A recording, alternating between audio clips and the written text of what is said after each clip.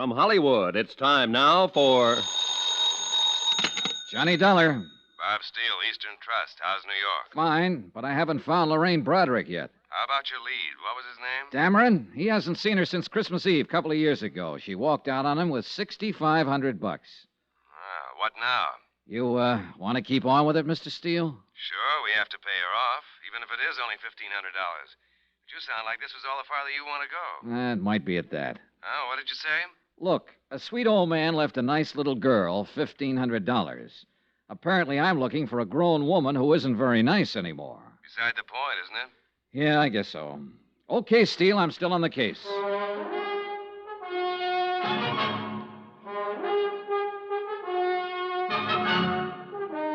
Tonight and every weekday night, Bob Bailey in the transcribed adventures of the man with the action-packed expense account, America's fabulous freelance insurance investigator. Yours truly, Johnny Dollar.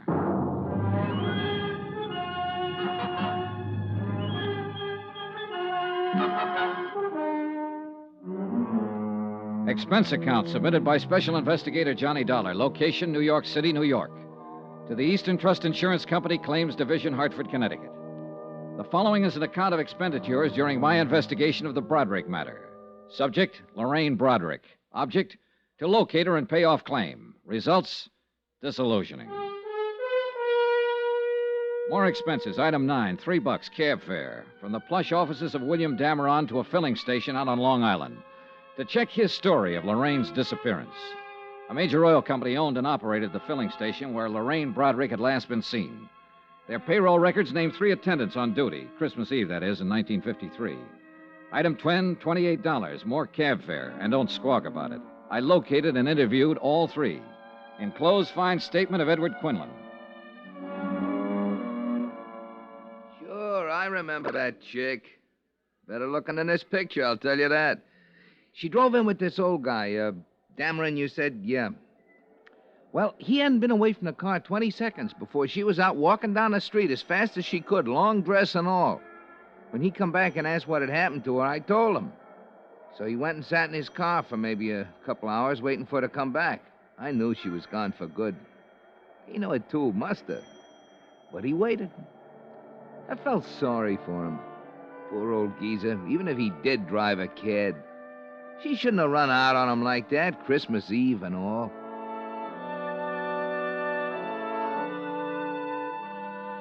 Pauline Dameron Whitfield, sister of William Dameron, living up in Westchester County, verified her brother's story. Lorraine Broderick had left all of her clothes and bags at her house. Mrs. Whitfield had not heard from her or seen her since Christmas Eve, 1953. A check of the luggage revealed no information that would be helpful in locating Lorraine Broderick. The following morning at the New York Police Department downtown, I requested a missing persons investigation on Lorraine Broderick. She was booked in under an alias, Jane Brown. When I got to court, she gave her right name, Lorraine Broderick. What was the charge, Sergeant?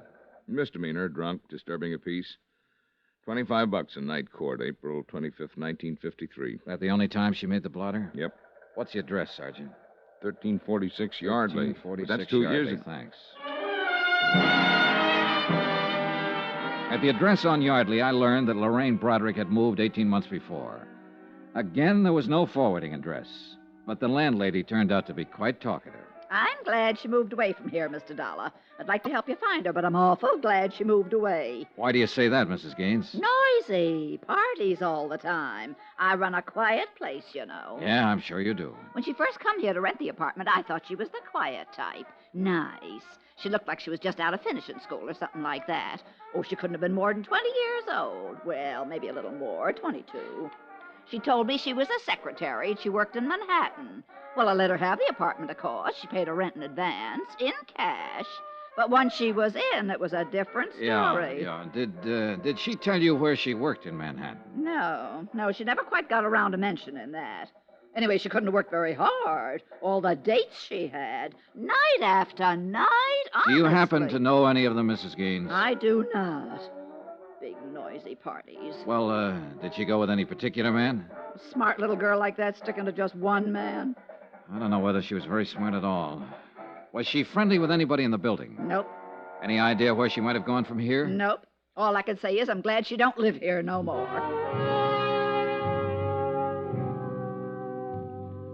I went back to police headquarters. It had occurred to me that hardly anyone is ever arrested for being drunk and disturbing the peace alone. I was right. The night court files revealed that Lorraine Broderick had been arrested with 5 other people, 3 men and 2 women. I took down their names and began to check them out. Number 3 down the line was a man named Tyler in the hosiery business. Yes, he remembered Lorraine Broderick very well. No, he hadn't seen her for 6 months, but he could tell me where she lived. He'd seen her going in and out of an apartment on 61st Street several times. He gave me the address. The boy will take your bags. Will he? Yes, sir. May I help you? I'm looking for a Miss Lorraine Broderick. Broderick? Yes. I'm sorry, sir. We have no one by that name registered here. That's funny. I thought at first you were going to say Lorraine Bradley. We had a Mrs. Bradley here at one time. Oh. Did Mrs. Bradley look anything like this picture? Yes, that's Mrs. Bradley. Bradley, huh? How long ago did she move out? 4 months ago, anyhow. Do you have her forwarding address? No, sir, I don't. I wish I did. Huh? Mrs. Bradley wrote us a bad check for her rent. We've been trying to locate her. Did you report it to the police? Yes, sir. I understand she's been quite active along those lines. They're looking for her, too.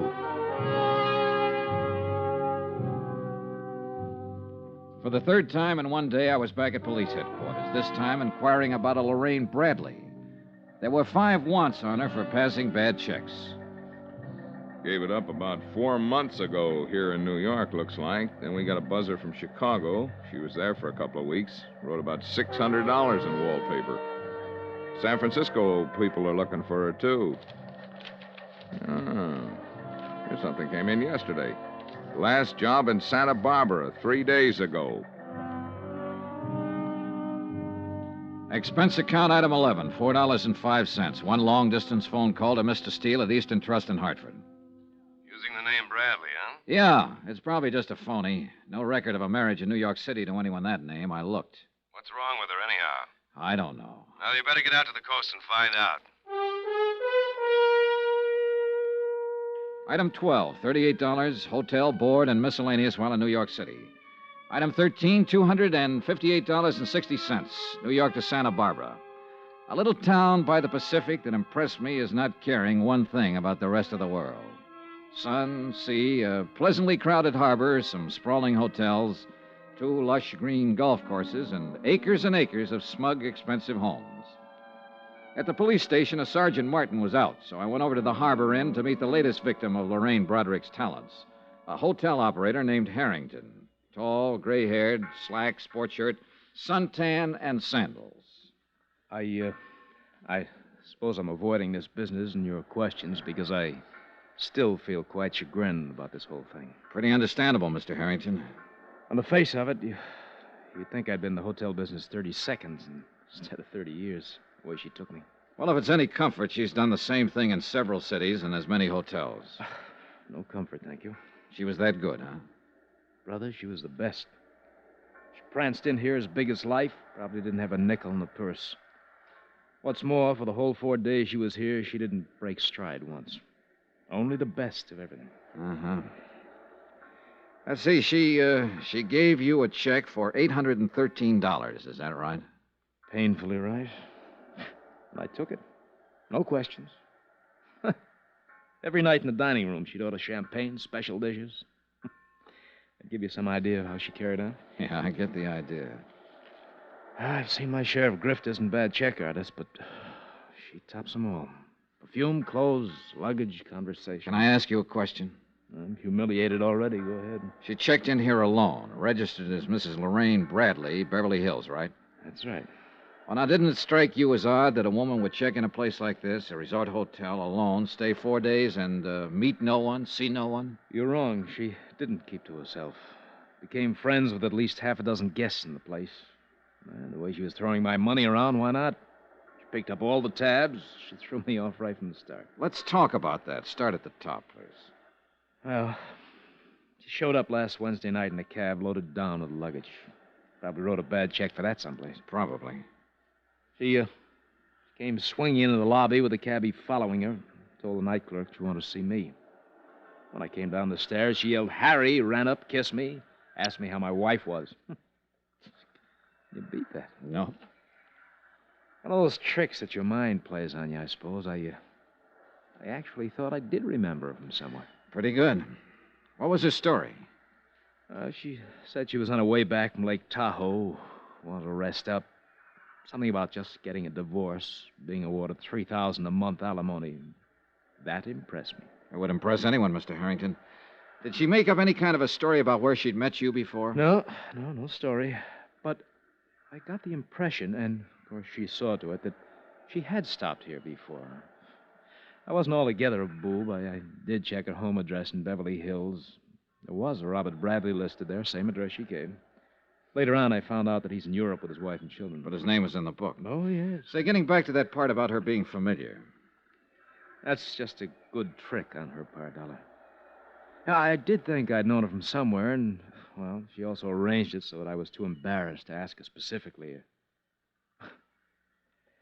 In all honesty, I suppose I wanted to have known her. Can you explain that? She was about the most beautiful thing I ever saw. She walked through that door right now and told me none of this was true. I'd probably believe her. Mm-hmm. Do you have a copy of her hotel account? I'd like to look it over. Why? Oh, the phone calls mostly. Maybe she contacted someone we can trace. No phone calls. Here. This check was drawn on a bank in Beverly Hills. Was it personalized? No. Maybe I should have thought something of that. Huh? Oh, not particularly. Well, here's this much. I can't stand to look it over. It makes me kind of sick. $813. I spent another hour with Mr. Harrington as he distastefully covered the items on the bill she'd paid for with that bad check. Later that afternoon, I met with Sergeant Martin, Santa Barbara Police, who reported that a woman answering Lorraine's description had passed bad checks in Burlingame, Santa Maria, and Ojai, California. Expense account item 14, $102.85. Transportation to Monterey and Santa Cruz, where I interviewed two other hotel managers who had filed complaints. Their stories were pretty much the same as Harrington's, down to the pretended familiarity, the divorce, and alimony details. Item 15, $4.15. Long-distance phone call, Steele again in Hartford. That you, Johnny? Yeah, Mr. Steele. I've been hopping around all over the state. Policeman in Santa Barbara called here trying to find you, Sergeant Martin. He says he's got a line on her. Huh? He's done it again. Up down to Malibu Beach. The man who runs the seaside inn there found out her check was bad 15 minutes after she left. Now get started. You shouldn't be more than an hour behind her. Mr. Steele, I'm on my way.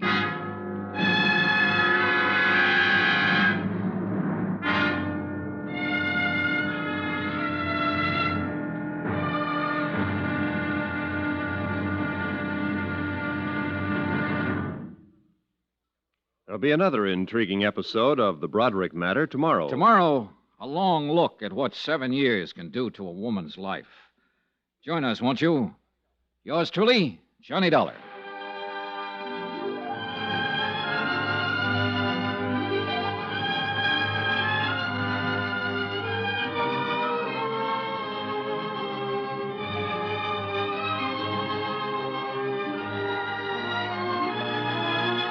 Yours truly, Johnny Dollar, starring Bob Bailey, is transcribed in Hollywood. Written by John Dawson, it is produced and directed by Jack Johnstone. Be sure to join us tomorrow night, same time and station, for the next exciting episode of Yours truly, Johnny Dollar. Roy Rowan speaking.